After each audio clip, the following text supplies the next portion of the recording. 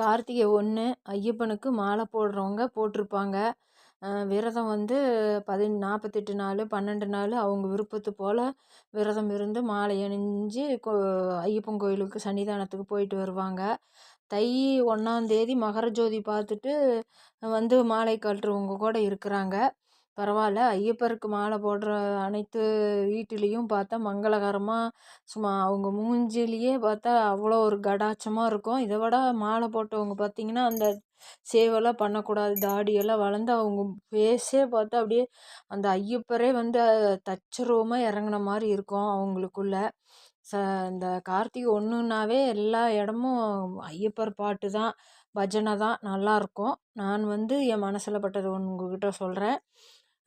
அதாவது டவுனில் விட கிராமப்புறங்களில் ஐயப்பருக்கு மாலை போடுறவங்க யாருமே செப்பல் போட மாட்டாங்க. அவங்க நடந்து நடைப்பயணமாக தான் போவாங்க வருவாங்க. நம்ம வந்து இந்த வாக்கிங் போகிறாங்கல்லங்க, ஆம்பளை பொம்பளை எல்லாம் ஜென்ஸு லேடிஸ் எல்லாம் வாக்கிங் போகிறவங்க. நான் ஜென்ஸுக்கு ஒரு விஷயமும் லேடிஸ்க்கு ஒரு விஷயம் சொல்கிறேன். ஜென்ஸ் வந்து அதாவது வாக்கிங் போகிறேன்னு சொல்லிட்டு ரோட்டோரத்துலேயே ஒன் பாத்ரூம் போவாங்க.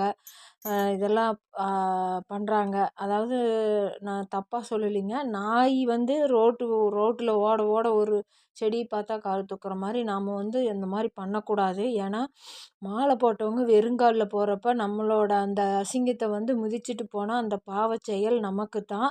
லேடிஸுக வாக்கிங் போகிறவங்க காரி துப்புறது, காரி இது உமியிறது அந்த மாதிரி வந்து வச்சுக்க வேண்டாம். ஏன்னா ஐயப்பருக்கு மாலை போட்டவங்க வீட்டில் மட்டும் அவங்க மட்டும் பயபக்தியாக இருக்கக்கூடாதுங்க. நம்மளை மாதிரி பொதுமக்களும் பயபக்தியாக இருக்கணும். அவங்களுக்கு மாலை போட்டவங்களுக்கும் நம்ம ஒரு மரியாதை கொடுத்து, எங்கள் ஊரில் கிராமத்தில் நாங்கள் எங்கள் அம்மா ஊர்லையெல்லாம் ஐயப்பனுக்கு மாலை போட்டால் நாங்கள் தொடாத இருக்கிறப்ப அவங்க நேருக்கு நேர் வந்தால் நாங்கள் மூஞ்ச பார்க்க மாட்டோம். சந்தில் பொந்தில் ஓடி ஒண்டிக்குவோம். மீறி ஒரே பாதை போய் தான் ஆகணுங்கிறப்ப என்ன பண்ணுவோம், தலையில் துணியை போட்டு மறைச்சிக்குவோம். அவங்க மூஞ்சி வந்து நாங்கள் முழிக்க மாட்டோம். அவ்வளோ ஒரு கட்டுப்பாடெல்லாம் இருந்தோம் நாங்கள். இப்போ ஐயப்பருக்கு மாலை போடுறவங்க தொடாதவங்க எல்லாம் நேருக்கு நேர் முட்டிக்கிறாங்க. அது வந்து அந்த பாவம் வந்து நமக்கு தான் வரும். அதனால் நம்ம பயபக்தியாக இருந்து ஐயப்பருக்கு மாலை போட்டவங்களை நம்ம நல்லபடியாக வழி நடத்தணும்னு நான் சொல்கிறேன்.